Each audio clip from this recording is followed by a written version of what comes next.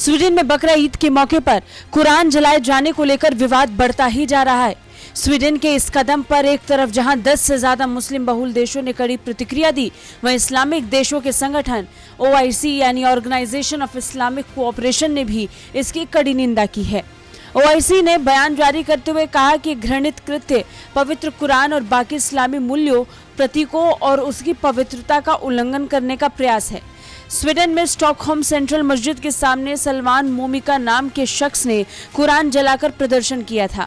37 वर्षीय मोमिका ने लगभग 200 लोगों की मौजूदगी में कुरान जलाई। इसमें से कई लोग कुरान जलाए जाने के समर्थन में थे। सालों पहले मोमिका इराक से भागकर स्वीडन आया था। मोमिका को कुरान जलाकर विरोध प्रदर्शन करने की अनुमति खुद स्वीडन के अधिकारियों ने दी। अधिकारियों से अनुमति मिलने के बाद मोमिका ने कुरान जला दी। इससे पहले जनवरी में भी स्टॉकहोम में कुरान जलाने की घटना सामने आई थी।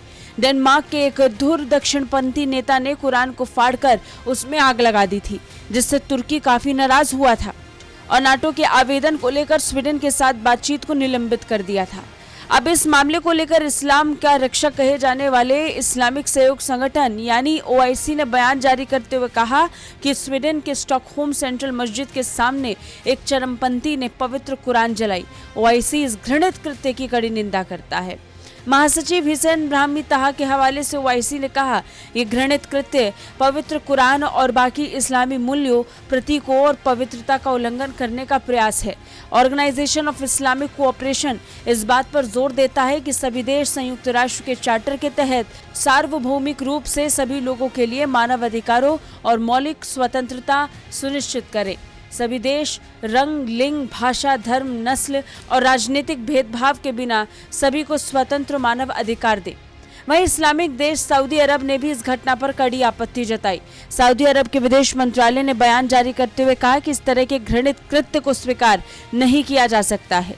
सऊदी अरब ने कहा, ऐसे कृत्य स्पष्ट रूप से नफरत और नस्लवाद को उकसाते हैं।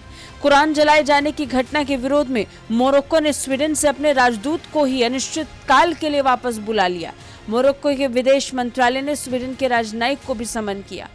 मोरक्को ने राजनयिक से इस घटना को लेकर अपना असंतोष जाहिर किया और कहा कि इस तरह की घटनाओं को स्वीकार नहीं किया जा सकता।